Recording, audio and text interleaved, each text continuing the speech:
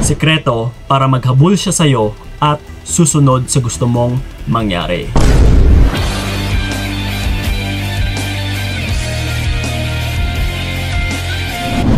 Yon. So ito mga utol, may sasabihin lang ako sa inyong sikreto na para maghabol sa inyo yung mga partner ninyo at magiging sunod-sunuran sa kung ano yung gusto ninyong mangyari. Okay? Kasi, actually kanina may nakausap din ako na ang gusto nitong mangyari is yung partner niya ay babalik sa kanya. Okay?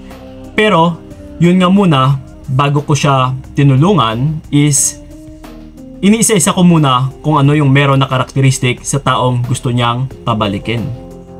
So ganun na nga, which is isa nga doon ay namimihasa, okay? Palaging nagpaparinig. Kumbaga pa ay mukhang pera, materialistic, maluho. Yes, even na lalaki meron din ganito ha, mapababae, mapalalaki actually. Na kung sinasanay mo kasi yung partner mo na palagi kang nagbibigay sa mga kagustuhan niya, sinusuportahan mo kung ano man yung gusto niya or kung ano man yung mga hinihiling niya, ay masasanay at saka masasanay talaga siya. And lalaki at lalaki po yung ulo.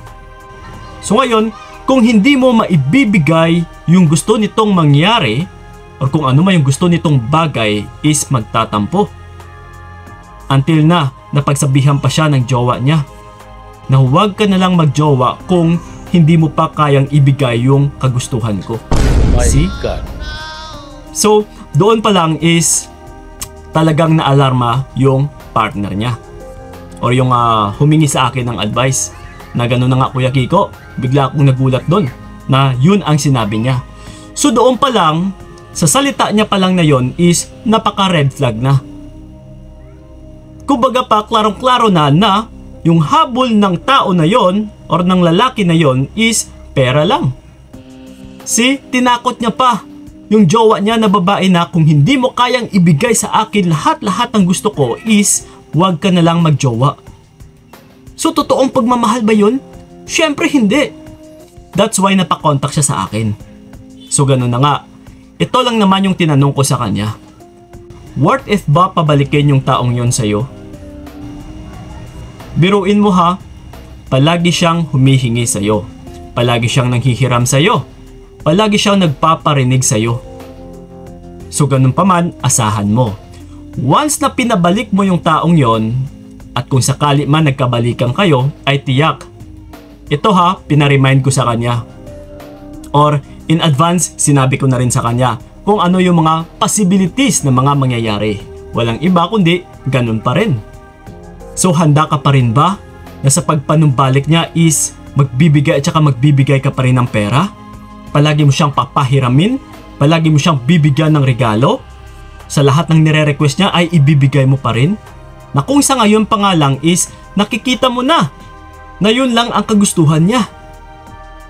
Hindi na nga siya makapag-ipon. Lahat ng ipon niya is naibigay niya na doon sa partner niya. At hindi na talaga siya nakakapag-ipon. Dahil sa tuwing may nire-request yung partner niya ay talagang binibigay niya, sinusunod niya. Oh no! So ngayon ito mga utol, doon niya na-realize na oo nga no, parang hindi na worth it pabalikin yung partner ko na yon. Kasi ganun na naman, balik na naman kami sa umpisa na mauubos at saka mauubos lang yung savings ko. And sigurado utol, sa pagdating ng panahon, once na ubos ka na, dahil yung pakay ng taong yun sa'yo is pera mo lang, ay tiyak iiwan ka rin nun. At saka maghahanap pa siya ng mas mayaman pa sa'yo na mas magbibigay sa kanya ng mga pangangailangan niya. High maintenance kumbaga. Even sa lalaki meron ding ganun. Ha? Ginagamit ng lalaki yung love, kunwari, para mabulagan yung isang babae na ibigay lahat-lahat. Yes, may magbibigay na naman ng motor. Motorsiklo, nakapangalan pa sa lalaki. So ngayon, bayad ka ng bayad. And then by the end of the day, hindi mo pa makukuha yung motor. Kung sakali na kayo ay magkahiwalay. See? So that's why mga utol, bago kayo mag-invest or magpalabas ng pera sa mga partner ninyo, siguraduhin nyo muna na may patutunguhan. And huwag na huwag talaga kayong magpalabas din ng pera hanggat hindi mo pa yan asawa. Kapag sinabing asawa utol ay dapat kasal na kayo. Yung iba kasi dyan is tinatawag nilang asawa yung tao na yon na hindi naman sila kasal. So mamisinterpret po. So ganun na nga kung minsan, may mga nakakausap ako, na asawa yung tawag nila. So minsan nalilito talaga ako. Na buong akala ko is kasal sila, yung pala ay hindi. So ito nga, balik tayo sa topic natin. Na kung ano ba yung pinakasekreto para maging sunod-sunuran siya. Na kapag sakali na once siya ay bumalik sa'yo. Walang iba utol, kundi once na may hindi ka nagugustuhan sa partner mo, ay umatras ka. Kumbaga pa, sasanayin mo siya na yung paghingi niya ng paghingi ay hindi mo nagugustuhan. Yes, until na ma-realize din ng taong yun na uy, kapag ganito pala ang gagawin ko ay umaatras siya. So tiyak utol, instead na yun sana yung target ng taong yun sa'yo, na pipirahan ka or hihingan at saka hihingan ka, ay mag-iiba po yun. Diba kung minsan kasi is, kahit sabihin man natin na napamahal na sana yung tao sa'yo, dahil nga lang sa maling pagtrato mo na binibigay mo lahat-lahat sa kanya, ay mapapalitan po yun ng pang-aabuso. Lalaki kasi yung ulo nun. So bago pa lalaki yung ulo niya, once na siya man ay may hihingin, ay dapat umalarma ka. Ititrain mo siya or isasanay mo siya. Na hindi pwede na bigay ng bigay ka na lang sa kanya. Na hindi pwede na kahit sa mga walang kwentang bagay ay ibibigay mo. Kumbaga pa, may dalawang bagay lang siyang pagpipilian. Ikaw or yung bagay na yun. Na kung ipipilit niya talaga yung bagay na yun, ay mawawala ka. Pero kung ikaw yung pipiliin niya, may mga posibilidad na someday, pwede mo pang maibigay yun sa kanya. So nasa sa kanya na ito sa ngayon. Kung sino ba talaga ang mas mahalaga sa kanya. That's why kailangan mong dumistansya. Kailangan mo talagang umalarma utol. Na dito mo malalaman talaga kung sino ang mas importante sa kanya. Yung pera mo or ikaw ba talaga. Yes. Once kasi na bumalik siya, and then humingi ng sorry na babe, pasensya na. Mali ko naman talaga, kasalanan ko naman talaga kasi hindi man lang kita sinusuportahan, palagi na lang kitang hinihingan, then dito mo siya mapapasubmit. Na for sure utol. Mas lalo ka pa niyang mamahalin. Kasi bumalik siya na dito mo makikita na ganun ka pala ka-importante at saka kahalaga sa kanya. So tiyak utol mag-e-effort pa yan. Ang tiyak, marirealize niya na kung hindi din pala siya kikilos ay talagang mawawala ka.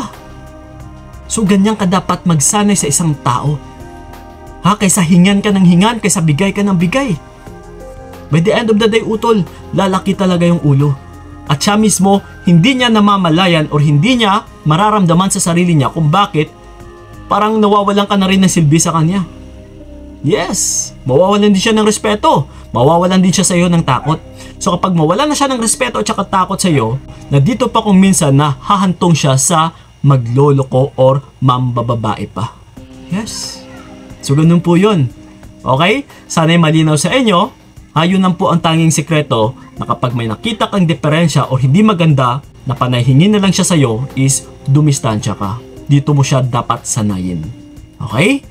So yun lang po mga utol. Sana'y nakatulong yung video na ito. And then sa mga gusto ako makausap one-on-one, PM nyo po ako sa aking FB page na Payong Kaibigan ni Kiko. Usap-usap tayo doon. Maraming salamat. So ingat kayo. God bless and babu! Hanggang dito na lamang kung nakayanan ko, nakawangan kung naranasan ko, bibitawan para malaman mo ang nasayang na pinaglaban ko para